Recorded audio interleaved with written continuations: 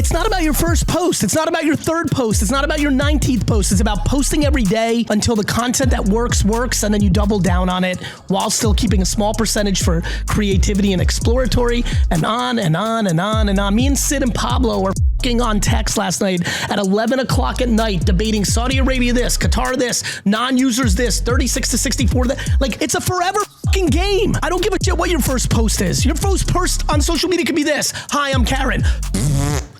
That's it. That's the fucking post. From Mike, my boss is forcing me to do a whatnot stream on Saturday. Yeah. He says he'll fire me. Yeah. Any advice for Mike? Yes, Mike, let me give you personal advice. If you're watching yesterday, this is the Mike that's asking this question. I'm doing it this Saturday, G.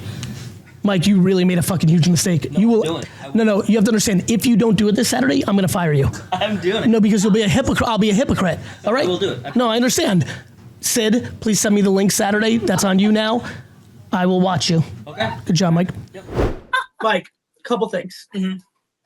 For you, like, what's going on right now behind the scenes, right? Obviously, something's not exactly the way you want it, right? You got me, Sid's hanging over you. What's good is you need to, what I was just watching you while I was doing my show. Yep. You're better than you were 6 months ago, where you would have been really stressed. It's very true. Right? You got more comfortable.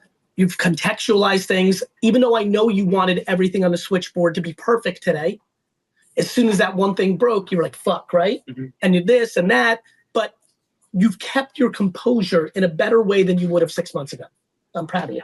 Thank you, G. You're welcome. Now, you take that same growth and you bring it to Whatnot on Saturday. You're right. I will want, and I mean this, Mike, Gary Vaynerchuk, will 100% fire you on Monday morning if you do not do a Whatnot garage sale from your house on Saturday. I'm excited. It's going to happen. I'm excited too, because either I'm going to make an example of you that will help millions of people. I'll feel bad for you and I'll help you get another job, but I'll be able to use you as an example to help millions of people. Yep. Right? Because we'll clip it yesterday and then this clip, and then I'll make another video and be like, he was fired. We'll show your desk. Right? Yep. Or you are going to make $913 this Saturday selling shit you do not need. Shit that is collecting dust. Shit that you forgot about. Shit that you never used. And that's going to be happy, and you're going to learn stuff through it. So my advice for you is to commit to it all day. My advice is for you to start going on Whatnot tonight, tomorrow, and looking at how people do it differently than how we do it. Start finding your inventory tonight, looking around the house, gathering your stuff. What are you going to talk about?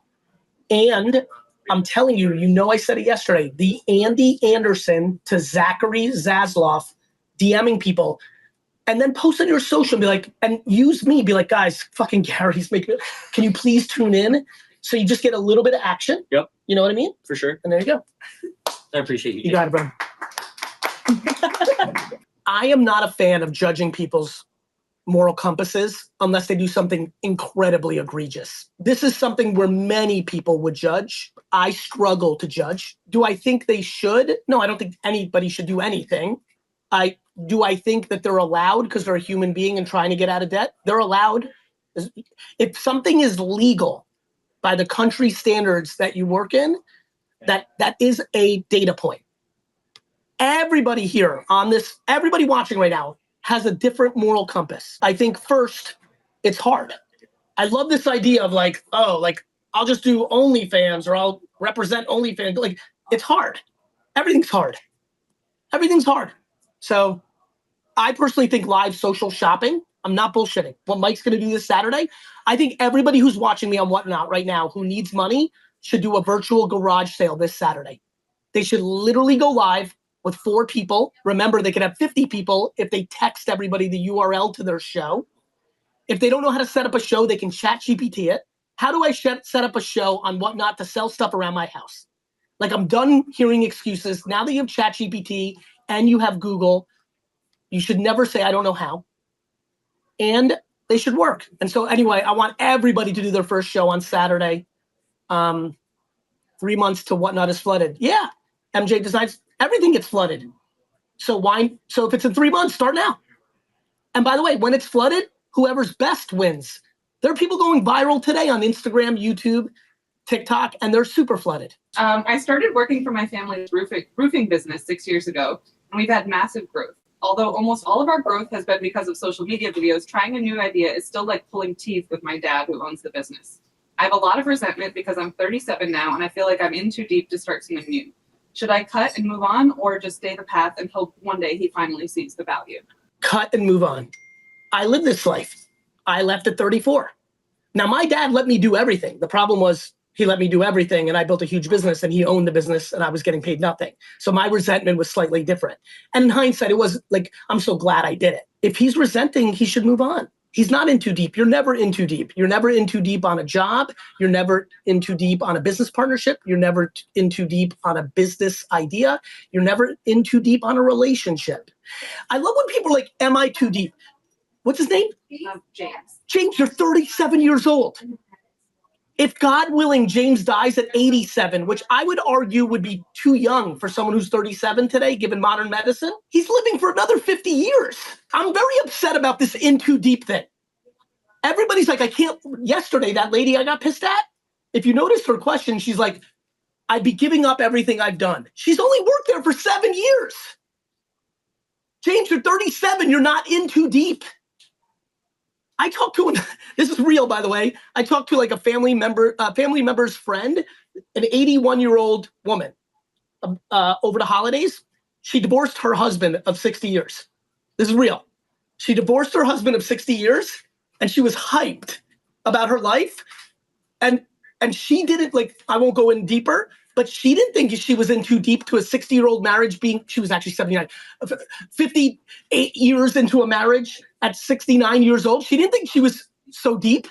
She was now living her life. She was no longer in a suppressed marriage. She was seeing the world. She was seeing her side of the family. She was hanging with her kids. She didn't think she was too deep.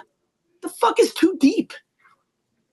So many of you this morning are not jumping to your happiness because you think you're in too deep. I've worked at that company for 10 years. I'd be giving up everything that I put in. What are you talking about? You're miserable. I've been with, there's a 29-year-old woman right now watching who's been dating the same guy for 11 years and she knows he's a fucking idiot. But she's been in it for 11 years. She's like, oh, I'm 29. What am I gonna go fucking on Tinder now? And I'm almost 30. And like, what am I gonna bait? Like, if you're in too deep with something that's wrong, you need to get the fuck out. What do you do? This is insanity what people do, Aaron. What are you gonna double down on what you know is fucked up? You know you hate your job. You know your idea is stupid. You know you're not happy in your relationship. And because you've done it wrong for 7 years, you're now deciding that you're gonna do it forever? The fuck are we talking about? So no, he's not in too deep. He's 37 years old. He may not want to be starting over, but do you think it was fun for me after spending 12 years, 100 hours a week, taking a local liquor store to the .com leader in its industry, building a business from $3 to $60 million, that I had to start this company in another company's conference room because I couldn't afford to pay rent? Do you think that was like fun? I give advice that I live. Yeah, that's fine. That's great. Say hello. It's not about your first post. It's not about your third post. It's not about your 19th post. It's about posting every day until the content that works, and then you double down on it while still keeping a small percentage for creativity and exploratory, and on and on and on and on. Me and Sid and Pablo were fucking on text last night at 11 o'clock at night debating Saudi Arabia this, Qatar this, non-users this, 36 to 64 that. Like, it's a forever fucking game. I was doing this. Pablo, how old are you? 23. I was fucking doing this when Pablo was 3. Now I'm here with Pablo at 11 o'clock at night debating how to do it better. It's a forever fucking game. I don't give a shit what your first post is. Your first post on social media could be this. Hi, I'm Karen. That's it. That's the fucking post. That could be the post. By the way, that post will likely do way better than anything else you would do. I'm going to say it again. That post. Hi, everybody. I'm Karen. I'm an artist. And that post will likely get more views than everything else you would do. Hey, everybody, I'm GaryVee, and I'm an entrepreneur. Clip that. I have a funny feeling it's going to crash. In fact, here's why life is life. that might lead to everyone doing it, like the all-in chat, like the ALS chat, like the bucket chat, like that clip, which I'm going to post tomorrow, has a chance of creating an entire meme. It probably will. What do you tell people? That's people like me. You know, in my church, my family relationships, they still ask me, do you get off on Columbus Day? They still ask me, are you looking for a job? They still ask me kind of what I do. Still kind of annoys me a bit. People asking me about this. Why does it annoy you, Ray? Let's go there, actually. I guess, maybe I feel a bit less than when they have their jobs at McKinsey, at Pfizer. Why are you putting their opinions above yours? I don't have a good answer for that. It just feels, you feel left out maybe? You want to feel normal? I've watched your journey for 15 years. You and I grew up in that early Twitter That's right. era together. It blows my mind that you would feel this way. I hate that for you. It's what's good about you is like, it's not destroying you. No, not at all. You have what I would call micro insecurities. Micro insecurities. Got it, my brother? I like that. Gary Vaynerchuk, it's great to be with you. Ray, you are one of the people that I know of, the way I know, that should least be feeling this way. You've been a digital pioneer. You're a tremendously good man. You work hard. You have very good intent. You're talented. And I'd like to hope that I've earned the ability that my words about you matter, probably not as much as your inner circle, but I hope they carry some weight. And I can tell you that I am thrilled to sit down with all these people at church and your family picnics and debate them to why I think you're better than. Educate the kids here. In 2006, 7, 8 Twitter, when I first hit the scene, that whole crew of all the personalities that were out there that were gaining followers, I was so high energy, so over the top, so from a different angle with the wine stuff. The way that people talked about me in those circles, for a lot of those people, they thought I was the most likely to be a flash in the pan because I came in so hot, right? When you come in hot, you fade out hot. Yes. Correct. You're right. It's true. I would argue from that era, I've probably been the one that has most gone on to do the thing. Yeah. Or definitely in the mix. And I think that what I admire about you is you, like me, have been a good guy the whole way. And a lot of those people haven't. A lot of those people try to do the wrong things along the way with their audiences. So, I don't know, man. Like, I think you're great. And I think the reason that you feel that way is you still feel a little insecurity. Yeah. Just enough to it being an annoyance. Thank God, not a cancer. Yes. And I think that hopefully you'll use this exact moment together to put the final nail in the coffin and be like, I appreciate you, church lady, because you love me and I love you back. Like, you were raised and your DNA was to be conservative and safe. Yes. And mine was to be creative and entrepreneurial. And that's a beautiful thing because we can coexist. And Gary, you're right about that. They want the safety. Thank you. Of course it is. That is what it is. They want the safety. Of course. Yeah. Sav Toys with the big win on the Pete Alonso rookie. Let's clap it up for Sav Toys. Congratulations, Sav Toys. That's exactly right, Ray. They want the safety. They are more fear-based than you are, believe it or not. Yeah. And they are trying to impose their fear on you. How do you build an audience that actually cares? By you actually caring. What am I doing right now in the meta? What am I doing right now? Is it lost on all of you that this hour could be used for bigger money making?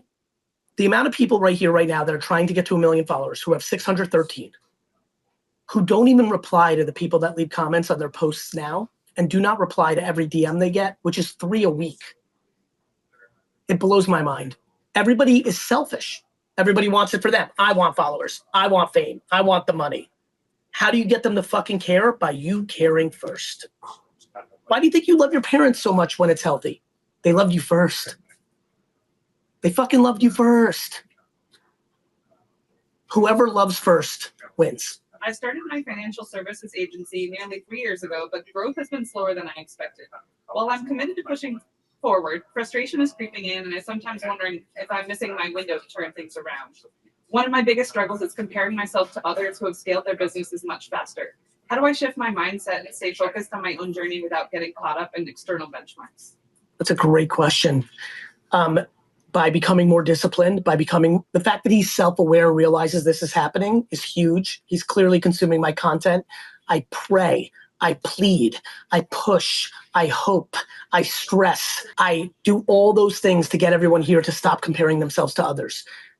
Comparison, envy, jealousy is destroying your fucking life. Please stop doing that. It is destroying you. Now, 3 years in, frustrated, he might not be good enough. Like, we have to start having this conversation. Not all of you are destined to be good entrepreneurs. And he's got to try different shit. He might not be good enough. He needs to do content. I plead to everyone, content daily. Why? That's how you get new business. Do you think that he's texted everyone on his phone, Andy Anderson to Zachary Zazaloff, and said, hey, do you or anybody you know need someone in financial service? Do you think he did that? I don't. Do you think? I don't. So I've given everybody the tactics. You start a business and you want to sell shit, you have to text everyone in your phone. Vulnerably and authentically, like I showed the other day. Hey, maybe not art for you. I'm not asking for you to buy my art, though I'd be happy if I did. You got to be honest with them. But if you know someone that loves buying art, can you pass on my link? Like, do people go from A to Z in their phone to sell? And do people make social media content every day to sell? The answer is everybody watching right now, many of them, the thousands that are now watching as I look at all the numbers, many of them have heard this shit from me for a decade, but they haven't executed. It doesn't matter if you listen to me. It matters if you do what the fuck I'm telling you to do. How do you approach adapting your marketing strategies in times of personal transition or growth, especially when you feel closely tied to your identity, like your business is closely tied to your identity? I think a lot of people are about to be like, whoa, in the chat. Do you know that none of my professional success is that I feel that is my identity? Do you know that I'm completely detached from GaryVee? I know that most people don't believe me right now. And I think in 20 years they will. Like maybe when I just disappear and become a hermit and just hang with 5 people. I think people would be flabbergasted if I wish technology and AI could show you my feelings right now in like written form. All of you would shit your pants right now and faint on seeing if there was AI that was a lie detector test that could show you all the truth. And I was attached to it right now. And Aaron asked me, or you asked me, Gary, how much of your self-worth, how much of your identity is attached to your professional success since 1994? The answer is almost none. It's my passion. I like the game of it. It's my hobby. It's what I enjoy to do when I wake up until I fall asleep. But I do not get validation from how many followers I get, how much admiration I get, how much I get validation from how people in my inner circles feel about me as a human being. My parents, my family, my inner family, and then all the way in the last tier is the tier that's right around me. The people that work closely with me who know, and who get asked all the time, what's he really like? That is where I get my validation from. Who am I as a human being? And so, that's just a fun starting point, Savannah, to think about, which is like, before I tell you the second part of the question of like you're already attached to it, how do we deal with it? The question becomes, can you start the process to get detached from it? Yeah. And honestly, like I don't struggle so much with that, but my clients do. And so then because I'm a marketing strategist and I help them with their social and business stuff, I'm in healthcare management and I do a lot online for people. But I feel like that's kind of the thing that we run into a lot when I'm working with them is, well, I want followers, or I want this, or I want that. But then, I try and hone them back down to what it really is. And they're the ones struggling with them, but I don't know how to get them through that. The way you get someone through something is conviction, not convincing. What you're probably doing, which is what most humans do, is you're trying to say things to them to convince them how to see it different. The reason I think I've been effective and what I see how my mother mothered me, which is what I use, and how other things have worked when I've looked at it is my conviction, my belief in what I believe in is what actually gets people there. So what do you do for all of them? You don't waver and you remind them. Like when I'm at wit's end with someone, I remind them that they are not my child and I actually don't give a fuck. After giving so many fucks, you know, my main strategy is give unlimited fucks. And then when I hit a tipping point where I see that someone's just coddled or entitled or lacks, you know, lacks accountability, then I'll try an off-speed pitch. It's like a fucking pitcher, you know? I'm throwing fastballs. I'm like, okay, the fastballs, they're hitting home runs on. Like in this scenario, it means it's not working. Then I'm going to throw a 70-mile-per-hour curveball. My curveball, after giving so much love and optimism and push, is to say, okay, we're now at a crossroads. Like if this is your client, you're like, hey, I've been talking to you about this for 6 months. Let me say it this way. I don't care if you don't do this. You will continue to fail. And in fact, there's a scenario where I will resign you as a client because I can see here nothing will get done. The best therapists in the world fire their clients that aren't listening. Which is why there's so many bullshit therapists in the world. Because they don't fire when they should fire. I don't believe that I am the person for everyone, Savannah. I do not believe that GaryVee is the person that is going to get everyone there, because some people won't accept my energy, my style, who I am. There are people who eliminate me right away because I'm a 49-year-old white male, and they're like, no. I'm like, that's fine. That's why I invented VFriends. My 250 characters are going to get you there. And if that doesn't work, next. And so, you know, that's it. You know, that's it. So I think conviction over convincing is something you should try. And then some hard love sometimes. Yeah, I definitely give the hard love. So I'll definitely work on transitioning. Well, so maybe it needs to be the other part then. Maybe you might be someone who's going to hard love too quickly, because I can tell you love and optimism and hope get people there more than hard love. People think hard love is the answer. Hard love is what you do when you have done sustained love, hope, and optimism for years. So consider maybe you're going to hard love too soon too. That might be something to think about. Okay, thank you. I only go to hard love after it's like fucking 7 trillion, you know, like pieces, like, you know what I mean? Like hard love is last resort. Right. And I think a lot of people start with hard love.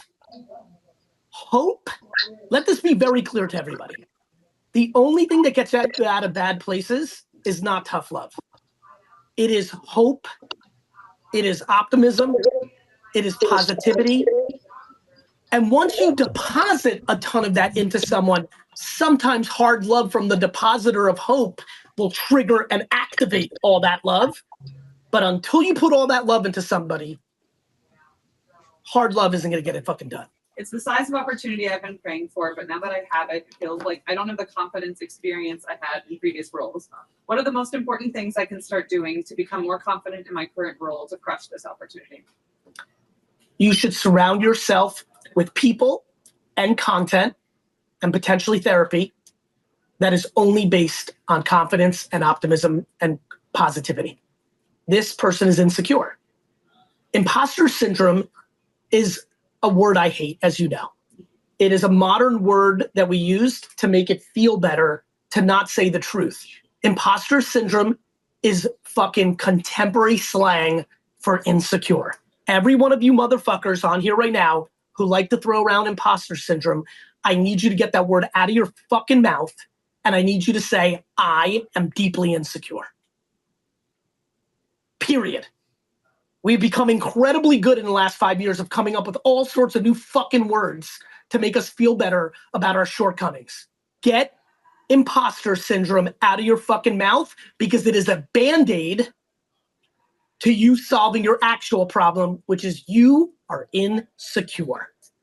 And good news, that is okay. You're allowed. We all are insecure in certain things. I am insecure in hanging a picture in my wall. I do not like to be handy. I'm insecure. I'm insecure at surfing and skiing and skateboarding, any lower waist maneuvers. I'm tremendous above the waist. They have great hand-eye coordination, racket sports, fucking darts, pool. I go below the waist. I'm not athletic enough. I'm not coordinated enough. No soccer, no fucking surfing, no fucking, and I'm going to work on that. That is my big goal from 50 to 60. I want to get better and more athletic and more talented below the waist. Trying to get my mom to stream with me. My dad passed the end of January. She said, what do I have to give? Your dad was my purpose. You kids were my purpose. And now I have nothing. I just want her around me. I believe the 75 to 100-year-olds are the most important group of people that should be posting on social media. My biggest plea is that we get a lot more 75 to 100-year-olds to understand they have the most to contribute. In fact, I would argue the biggest issue in the world right now is that we have lost the moral compass, the civility, the grace, the sense of community, and definitely the wisdom that 75 to 100-year-olds hold. And I believe that we have just lived through the era of 14 to 22-year-olds that have become famous and have taken advantage of social. And I believe the next group that is going to take advantage of this is the 75 to 100-year-old crew. I think we will have a plethora of 75, 79, 84, 91-year-old influencers if we continue to have incredible children like you pushing our parents to do this. She says, well, what do I have to say? People aren't going to want to listen to me. Sorry, my phone's Mama, about to die. the good news is, Mama, you know this. The good news is everybody 8 to 88 feels insecure. What do I have to give? What do I have to give? Until they realize, I'm almost 50. I'm insecure, right? Yeah. I mean, no makeup, and here I am. Hello, GaryVee. How you doing? Mama, I got a good one for you. I think the way you get her going is you tell her you're going to interview her every morning with 5 questions. I think most people struggle to start, but if they are interviewed, they can start. I struggle to start because my ADD is undiagnosed till I was 40. It's been a challenge, and Mama, I actually think it's your advantage. I actually think we have ADD and ADHD misunderstood right now. Most people that break out to other humans have some level of that because it's magic. It is.